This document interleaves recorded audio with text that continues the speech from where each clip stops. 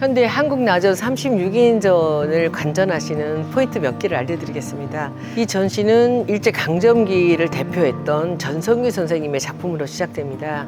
전성규 선생님은 조선시대와 이 근대를 이어서 가장 중요한 작품 활동을 하셨던 분이고, 그것보다 더 중요한 가치는 이분이 일제강점기에 활동을 하시면서 우리나라 해방 후에 나전에 기둥이 되신 그 분들을 제자로 가르치셨다는 겁니다. 전성규 선생님한테서부터 시작돼서 그 다음에 그 제자들 이야기를 거쳐서 바로 그 다음 단계로 들어가고, 거기서 또 제자를 만나고, 그때 함께 활동하셨던 분이 또 계시고 그 제자, 이렇게 해서 저는 이 전시를 우리나라 현대 나전의 계보를 보여드리는 것을 가장 중요하게 기획을 했습니다.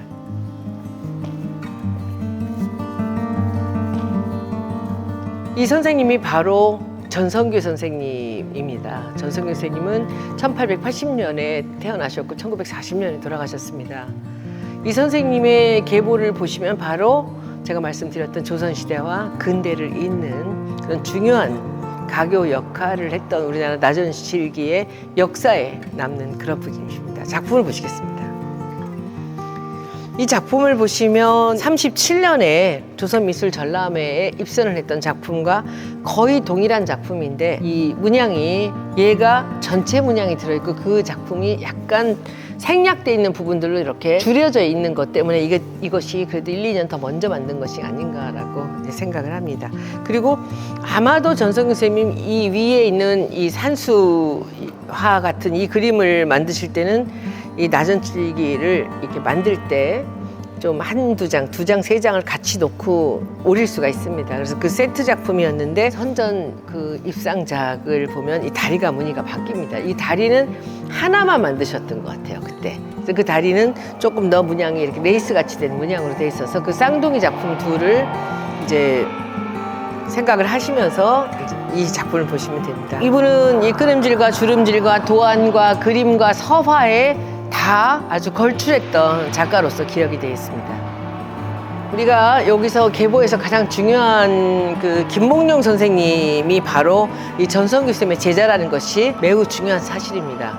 그런데 제가 저 안에 김몽룡 선생님 작품을 대표작들을 다 넣었음에도 불구하고 여기에 김몽룡 쌤의 이 서안을 제일 먼저 배치를 한 것은 보시다시피 이 문양이 스승인 전성규 쌤 문양과 상당히 많이 비슷하다는 것. 김몽룡 선생님의 그 도안집에 보면 바로 이 그림에 나타난 원화 그림이 있습니다. 상당히 재미있는 그런 이제 사례를 보실 수 있고요. 이건 송주환 선생님이라고 김몽룡 선생님과 한 시대를 살았던 송방웅 선생님의 아버지 되시는 분입니다. 근데 이분이 매랑국죽 사군자에 능했다라는 얘기를 듣는데, 여기서 국화와 대나무와 난과 매화를 우리가 만날 수 있습니다. 여기 있는 지금 이거는 이 송주환 선생님의 작품에 있는 매화고, 이 송주환 선생님의 도안집도 보면 이게 똑같은 그림이 들어있어요. 그리고 지금 현재 남아있는 송주환 선생님 작품 중에서 가장 큰 작품이라고 볼 수 있습니다. 아주 중요한 작품입니다.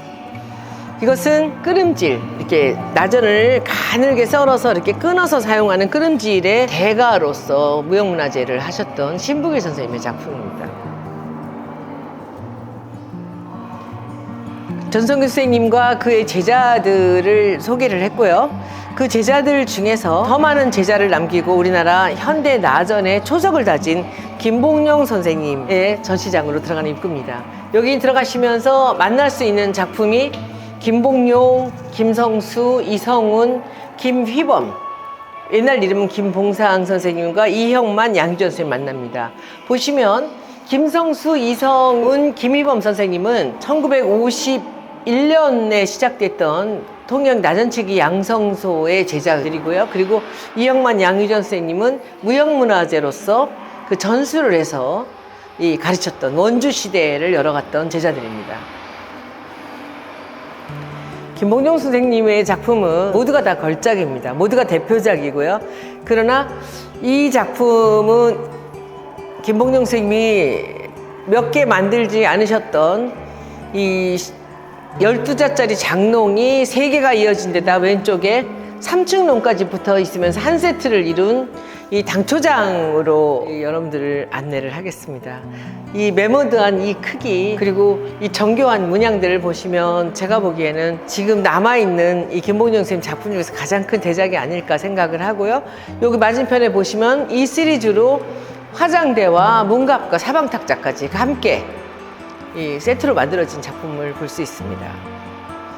그리고 여기 있는 작품은 뭐 하나 빠질 수 없이 다 말씀을 드려야 돼요. 왜냐하면 이거는 75년도 개인전에 나왔던 작품이고 이 작품은 김봉용 선생님이 채화칠기에 얼마나 관심이 많았고 얼마나 잘하셨는지를 보여주시는 가장 대표작이고 이 작품은 이 조선시대에 포도 동자문 관복함을 자기식으로 오마주를 했다라고 저는 생각하는 이 김봉용 선생님의 정말 또 다른 어떤 최고의 재능을 보여드리는 그런 작품이라고 볼 수 있습니다. 그리고 이 작품은 김봉용 선생님 작품 중에서는 드문 건칠 작품입니다. 그리고 이 김봉용 선생님의 소반을 우리가 그냥 지나갈 수가 없어요. 제가 김봉용 선생님의 소반을 이것보다는 조금 몇 점 더 있는데 이제 대표작들을 좀 보여드립니다. 김봉용 선생님의 상징적인 문양인 무궁화 당초가 있고요. 그 다음에는 이 박쥐와 이 석류당초 그리고 저쪽은 봉황으로 그 무늬를 당초와 함께한 봉황당초를 보실 수 있습니다. 김봉용 선생님은 성함이 김봉룡이에요. 김자, 봉자, 룡자. 그래서 봉황과 용의 그림을 많이 그리셨습니다. 이 작품은 채화로서 또 이렇게 작은 상을 장식하신 것입니다. 김봉용 선생님 작품 중에는 무궁화 당초가 많이 나옵니다. 이 무궁화 당초라는 그런 문양은 우리나라 전통에는 없습니다. 우리가 국화당초나 모란당초나 이런 작품들이 있어도 이 무궁화를 굳이 이 안에다가 이렇게 문양에다 집어넣으셨던 이유는 좀 민족적인 자긍심 때문에 하신 것이 아닌가라고 생각을 합니다. 그리고 제자 선생님들을 통해서 제가 들은 말씀으로도 일본 사람들이 이렇게 장갑을 끼고 무릎을 꿇고 와서 작품을 받아갔다고 그래요. 주문을 해놓고 나서. 그러니까 외국 사람들은 이렇게 내 작품을, 우리 작품을 이렇게 존중하는데 라는 얘기를 하시면서 내가 여기다 무궁화를 넣어놓으면은 이것이 외국으로 팔려 나가더라도 우리나라 무궁화에 대한 그들의 애정이나 그런 어떤 추앙이 있지 않겠는가 해서 무궁화를 넣으셨다라는 일화를 들었습니다. 이쪽도 여기는 이제 장이니까 이렇게 두드러지게 입체로 해서 진주패라고 합니다. 이렇게 무궁화를 넣었지만 이쪽 보면은 이게 상이기 때문에 여기는 컵도 놔야 되고 그릇도 놔야 되기 때문에 여기는 이렇게 두드러지면 안 돼요. 소반은 전부 다 평탈 기법으로 쓸 수밖에 없거든요. 여기서는 이 진주패를 갖고 이렇게 얇게 점여갖고 평탈을 만들어서 평평하게 만들어 놓은 것을 보실 수 있습니다. 이영만 선생님은 김봉용 선생님의 후계자로 지금 원주에서 활동하시는 중요 무형문화재로서 우리나라 가장 어르신 중에 한 분입니다. 이분의 작품의 전체적인 주류는 거의 김봉용 선생님 작품하고 많이 비슷한데 저는 이영만 선생님 작품으로 컬렉션을 굉장히 여러 개를 했지만 제가 이번 전시에서 보여드리는 것은 김봉용 선생님 같은 작품이 아니라 이영만다운 작품을 보여드리려고 제가 이 작품을 골랐습니다.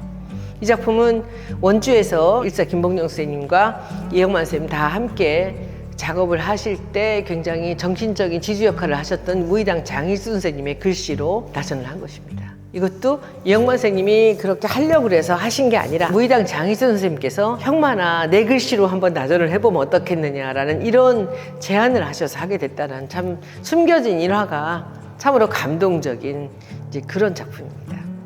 저는 우리나라 나전칠기 작품들 중에서 이성훈 선생님 작품을 제일 좋아합니다. 왜냐하면 이분은 창의적이에요. 우리나라의 나전은 보통 이게 문이 나올 때 두 개를 대충으로 사용하거든요. 이렇게. 이 선생님은 이 전체를 하나의 작품으로 씁니다. 이분은 밑그림이 없이 그냥 이 목기에 오칠을 하고 위에다가 마치 붓처럼 나전을 붙여나갔다라는 분입니다. 그리고 여기는 욕지도의 그 풍경이라고 하고요. 그리고 이분 작품을 저는 누군지 몰랐어요. 처음 살 때. 근데 이 작품을 보면서 이분은 통영 사람일 것이다 라는 생각을 제가 했습니다. 이거 산 것이 제가 2007년도인데 그 보니까 여기에 이렇게 사인이 있어요. 근데 이게 제가 모르는 사람이었어요. 왜냐하면 이분은 무형문화재도 아니고 제가 모르는 작가였었는데 알고 보니까 이분이 그 당대에 가장 많이 팔리고 돈도 많이 벌으셨던 최고의 그 창의적인 그런 작품을 만들었던 그런 이성훈 선생님입니다. 돌아가셨고요. 지금은 여기도 마찬가지로 그런 작품을 보여주고 있고요. 이성훈 선생님과 이 김휘범 선생님과 김성수 선생님의 작품이 이렇게 함께 있는 이유는 이 경남 도립 나전칠기 기술원 양성소의 1기 동창생들이십니다. 세 분이 다 많은 업적을 남기셨는데 이성훈 선생님은 사업으로 굉장히 성공을 하셨고 김성수 선생님은 우리나라 57 교육의 초석을 만드신 분입니다. 그때 교수를 하셨고 많은 제자를 키우셨고 그리고 지금은 통영 57미술관의 관장으로 계십니다. 이 선생님도 원래는 가구를 만드셨고 제 컬렉션 중에 이 선생님의 가구가 몇 개 있습니다. 그런데 이 작품이 나왔었던 2011년도에 이분이 본격적으로 이 가구에서 벽에 올리는 57 회화를 시도하실 때 그때 포스터에 나왔던 이 대표작입니다. 그래서 이 작품은 이 김성수 선생님이 57 회화를 시작한 그 시작점이라고 볼 수 있는 굉장히 중요한 작품이고요. 그리고 여기서 지금 이 김휘범, 옛날에 김봉상이셨던 분인데 여기 이름 보시면 김봉상의 졸업장이 있죠. 이게 단기 이 4271년도 50년에서 아마 52년까지인가 51년에서 53년까지가 그때예요. 그때 2년제 이 양성소를 다녔던 이 세 분, 응창이었거든요. 이분 세 분이 일기생. 그때 이분의 졸업장을 제가 어렵게 구할 수가 있었습니다. 여기서 보시고요. 그 다음에는 이 김희범 선생님, 옛날 이름은 김봉상이신 이 선생님의 이 작품을 보시겠습니다. 놀라운 작품들이죠. 이분은 옛날식의 작품들을 하지 않았어요. 자기 그림을 그려 나가셨죠. 그래서 이렇게 작은 반찬통 같은 것들인데 이것을 통영에서 잡히는 물고기를 주제로 만드셨고요. 그리고 여기는 갓을, 끊음질로 갓을 만들면서 저 뚜껑을 열면은 술잔이 나오는 그런 작품입니다. 이 칸은 김태희 선생님과 그 제자들의 작품을 보여드리는 그런 전시장입니다. 여기서는 김태희, 신석철, 김상수, 오황택, 최종관, 김성갑 이 순서는 김태희 선생님하고 가장 오랫동안 작업을 한 사람의 순으로 나옵니다. 김태희 선생님의 작품을 이렇게 4점을 계속 보시겠습니다. 이 작품이 아주 가장 대표적인 작품이라고 볼 수 있고요. 여기 보면 우리가 아까 말씀드렸죠. 두 개를 문을 똑같이 디자인을 하는데 여기 위는 같잖아요. 여기서 중간에는 이렇게 대는 똑같이 세우고 여기 나온 것은 복숭아고 여기는 소나무예요. 이분이 디자인 감각이 얼마나 뛰어났는지를 볼 수 있는 작품입니다. 여기 밑에는 똑같아요. 여기는 똑같고 여기도 똑같아요. 근데 여기만 나무가 복숭아 나무가 이 줄기는 똑같아. 그리고 복숭아가 나오고 여기는 사슴들이 논이고 여기는 소나무가 있고 학이 논이라요. 전통 작품들을 보면 너무 놀라운 게 학과 소나무는 항상 같이 가요. 근데 요즘에 우리 시골 다니다 보면은 학이 주로 어디에 앉는 줄 아세요? 소나무 위에 올라가 있어요. 그래서 항상 우리가 송학이라는 거 있잖아요. 송학. 소나무와 학이에요. 학은 꼭 이 꼭대기에 올라가 있어요. 여기도 학이 2마리가 나오죠. 이렇게. 여기는 위에는 학이 나와. 여기는 사슴인데 너무 재밌죠. 이 작품은 아주 가느다란 이 나전을 오릴 수 있는 이 김태희 선생님의 솜씨가 아주 두드러지는 작품이고요. 여기 보시면 이게 난경대라고 그래서 이렇게 앉아서 화장하는 경대 2개도 제가 참 운 좋게 그 선생님 작품을 소장할 수가 있었습니다. 이쪽에 선생님의 이 주칠소반은 또 굉장히 유명합니다. 그래서 제가 김봉용 쌤만큼 그렇게 가지수가 많지 못해요, 컬렉션이. 그래서 김태희 선생님 작품 11점 갖고 있고요. 그 대신 또 아무도 모르는 김태희 선생님의 제자, 이 신석철이라는 제자를 제가 정말 이름도 없이 사라져간 분인데 제가 이 작품으로 이분을 찾아냈죠. 그리고 이분은 나전으로 너무나 유명한 이 김태희 선생님의 작품의 제자라서 이게 2개를 같이 배치했습니다. 이거 오황택 선생님의 대표작 3점인데요. 그 중에서 이 왼쪽에 있는 작품이 빅토리안 알버트 뮤지엄에 소장된 바로 그 작품입니다. 에디션이 5개였고요. 그래서 하나 마지막 거를 제가 이제 어렵게 구할 수가 있었던 그런 작품입니다. 이번 전시에서 보여드릴 수 있는 건칠 작품들은 총 이쪽 9점, 그리고 이쪽에 11, 저 벽에 있는 것까지 해서 12, 13점입니다. 이제 여기서 굉장히 중요하다고 볼 수 있는 거는 우선 여기 정혜조 선생님 작품. 이제 세계적인 건칠 작가가 되신 선생님이 있고요. 그 다음에 이제 돌아가셨지만 우리나라의 건칠을 처음으로 시작한 강창원 선생님 작품이 있죠. 요건 손대현 선생님이 최근에 또 하셨던 건칠 작품이고요. 요거는 이 김봉중 선생님의 제자로 최화를 하셨던 분인데 이것이 건칠이에요. 여기는 이제 마지막으로 그 현대 작가들 가장 최근까지 작업을 하고 계시고, 그리고 또 젊어도 60대예요. 그 제자들을 또 만나기 참 어려운데 그 선생님들의 작품입니다. 이 작품은 제가 디자인하고 기획을 해서 전통 작가 선생님들하고 같이 만들었던 작품입니다. 조약돌 시리즈와 일맥상통한 건데 이것은 상품으로 팔 수 있도록 한번 만들어 본 것이고요. 이 작품 최우섭이라는 분이 일본하고 교류를 하면서 만드신 건데, 이 문양이 정창원이라는 나하라 국립박물관에 있는 그 괴조 그림을 나전으로 만들었다는 것을 확인할 수 있었습니다. 돌아가셨어요. 이 48년생인데 벌써 돌아가셨으니 참 안타까운데, 이분의 이 끄름질은 정말 놀라운 끄름질입니다. 이 작품은 이 2014년도에 밀라노에 한국 공예전을 하면서 끄름질의 대표작으로 선택돼서 나간 적이 있었던 작품입니다. 이 작품을 보여드리자면 제 컬렉션의 시작입니다. 2006년에 송방웅 선생님. 안 파신다고 그래서 이걸 사기 위해서 제가 다른 것들까지 같이 여러 개 점을 사면서 제 통장을 비웠던 그 작품입니다. 안 드실까요?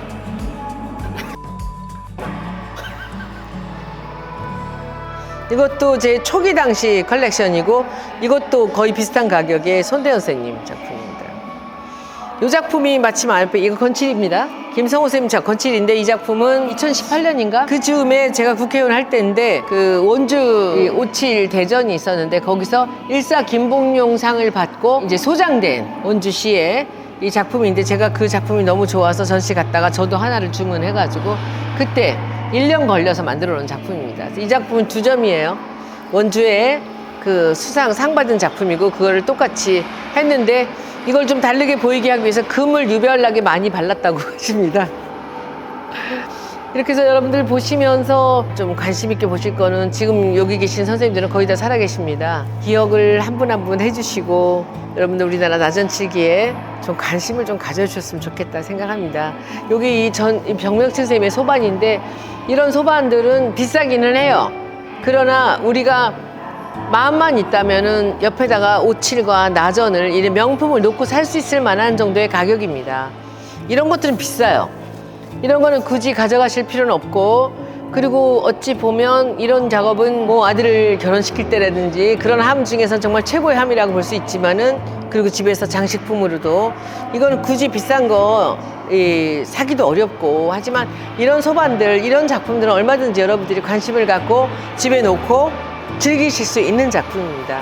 우리나라 나전치기에 부디 좀 깊은 관심 보여주시고, 관심은 꼭 이렇게 사서 같이 이분들도 살리고 여러분들도 또 이 오치를 즐기고 하는 이제 그런 관심과 그리고 그런 행동을 좀 보여주셨으면 좋겠습니다. 이 전시는 제가 목포시에 기증한 316점 중에서 134점입니다. 앞으로 남은 거 많이 있고요. 그리고 이제 목포 박물관이 만들어질 때쯤 되면 아마도 제가 갖고 있는 이 조선시대 컬렉션과 그리고 또 아주 현대적인 조약돌도 조금 더 보충을 하고 완성을 해서 다 같이 보실 수 있는 그런 박물관이 되도록 저도 노력을 하겠습니다. 여러분들 목포에서 만들어질 나전치기 박물관 기대해 주시고요. 목포 시민은 물론 이 서울에서도 많은 분들이 오고 계십니다.